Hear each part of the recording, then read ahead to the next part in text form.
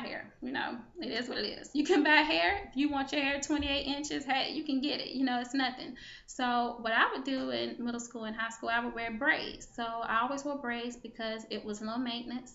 I could wash it and I wouldn't have to wake up every day worrying about my hair. I could concentrate on other things as far as my presentation went.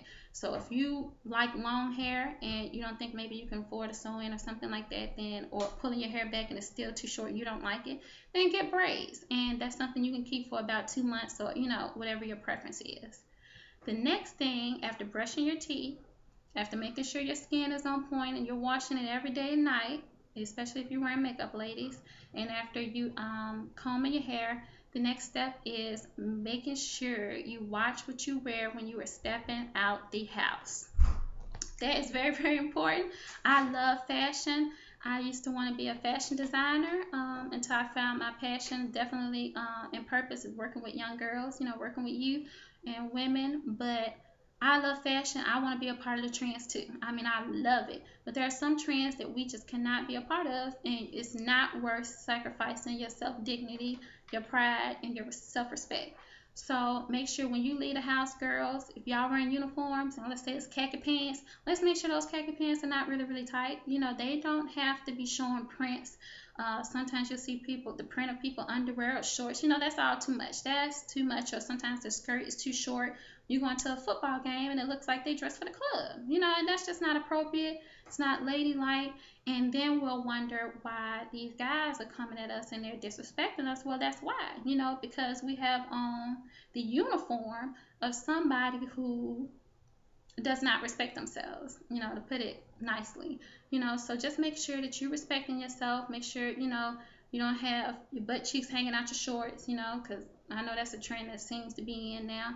Just make sure, you know, that your heels are not too high and you're 12. You know, you don't need 6-inch heels or anything like that, especially at a football game. Just make sure you respect yourself. Your shirt does not have to always show your stomach. And, you know, if you are going to show your stomach, then you need to make sure that your stomach, you know, is in shape, and make sure that you just look good, all together good from head to toe, you know. But you definitely, it's a certain place to do things, a certain place not to do things. So you want to make sure what you wear into a football game is appropriate, and what you wear into a dance is appropriate, and what you wear into school is appropriate for school, you know, because these are the people, your teachers and your peers, they're going to have to recommend you for other things later, you know. So you want to make sure you representing yourself in the right way. So no tight pants, ladies, no short skirts, no shorts with your cheeks hanging out. All that's unnecessary, and you definitely don't have to show all that off. You know, definitely wait till marriage to be showing all that skin in the privacy of your own home, you know, not out, you know, because like I said, guys will not respect you. And it goes for guys too, because guys, even the guys that love to look at women like that, you know, they'll look at you, but they won't bring you home to mama, you know. You thinking about this guy, maybe Todd in the front of the classroom, he's so fine and he's dreamy and he'll never look at you, you know, you think. The way dressing like that is definitely not a way to get him. You won't win him. You definitely won't, especially in college when you're dating, you won't get the ring.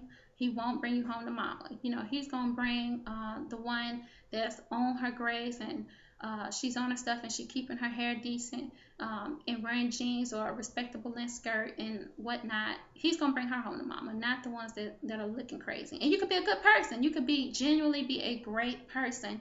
But if you are stepping out the house with those kind of things on, with your butt hanging out, honey, it's just you are not going to get the attention that you deserve, and you can have all A's and people are going to judge you anyway. But these are some people that you will need to recommend you for different things. And like I said, you don't want the wrong kind of attention. So let's just make sure we're watching what we put on when we leave the house. So now that we know what things to do to make a habit and become have high self-esteem, let's talk about high self-esteem for a second and what it looks like. I do want to let you know, and this seems to be a misconception about high self-esteem. High self-esteem is not, and I repeat, is not being overly confident or cocky.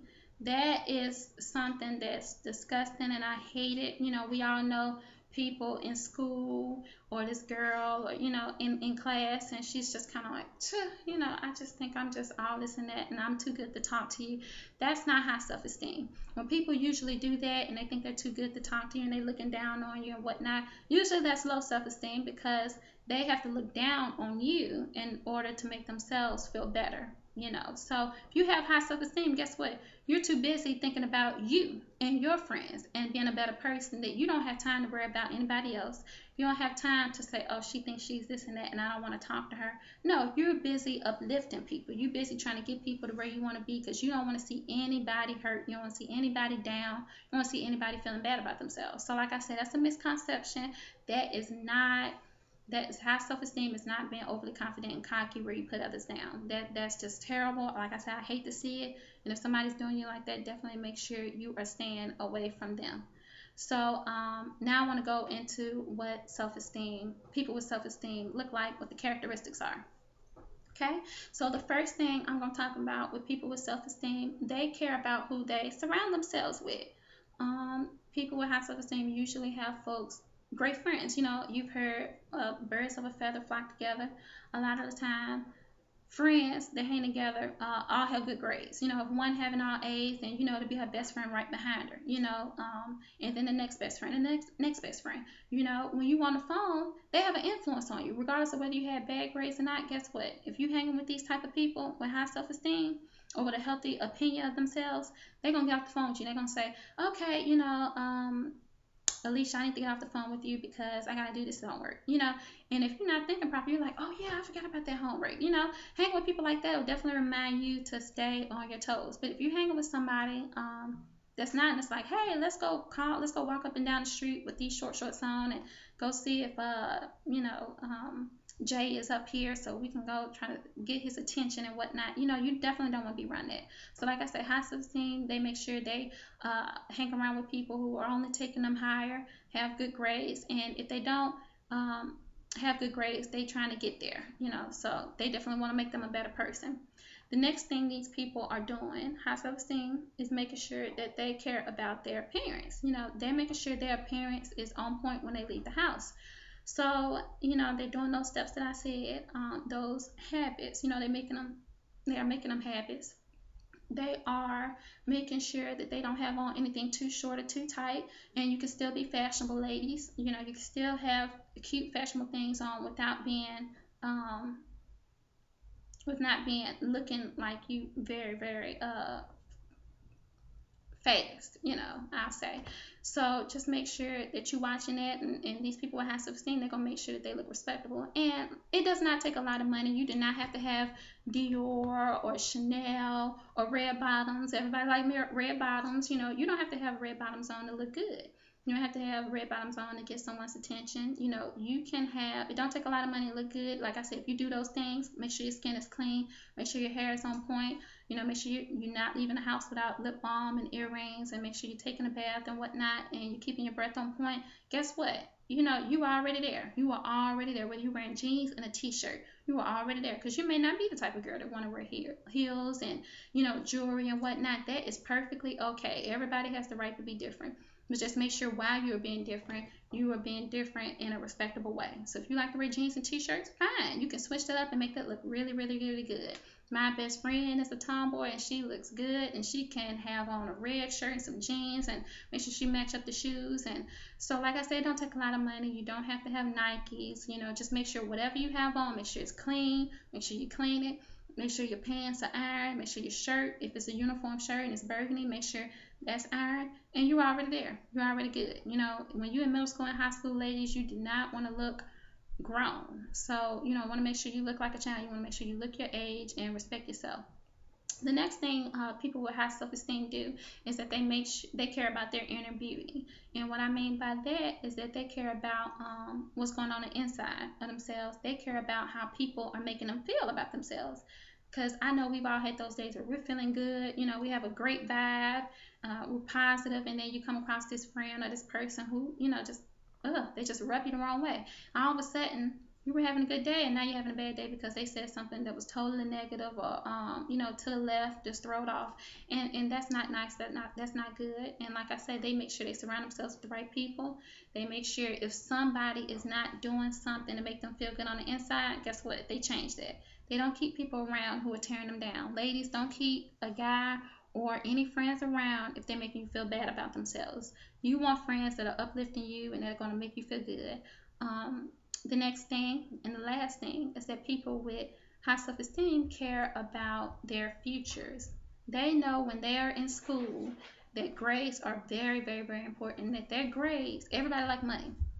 Grades equal money. You have high grades, guess what? You're gonna have a high pay grade if that is your choice.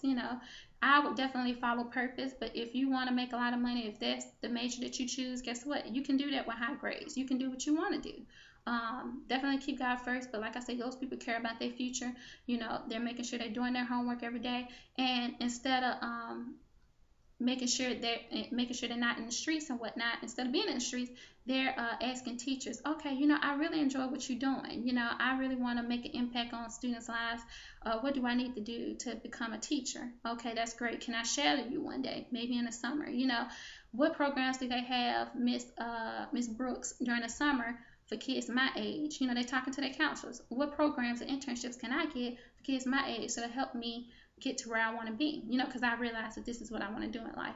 Or, if you in computer class and you're like, wow, I really love computers. I want to work with computers. And these people with high self-esteem are already on the right track. They're already talking to their counselor. Can you hook me up with some technology programs during the summer so I can be there? And some of them cost and some of them are free. Sometimes you have to write certain things, but that's where good grades and having a great relationship with your teachers come in handy. Because guess what? These teachers that you may think, oh, I do not like her, those are the people that will have to recommend you for different things in college. To get into college, they have to recommend you for different camps when you're 14, 15, 13, 12. So you want to make sure that you were asking them about this and you're making sure you're keeping yourself busy. Make sure, you occupy your time in a positive way. Make sure you in band and or your cheerleader or your majorette or what have you, an art program, music, whatever it is. Make sure it's positive. Make sure you keep occupying your time, because that's how a lot of people mess up their lives too. They're not occupying the time, and then somebody will come and have them doing a lot of negative things. So those are the things that people with high self-esteem do. They make sure they surround themselves with positive people. They make sure that they have good grades. They make sure they care about their future, and they make sure they watch how they look when they step out the house.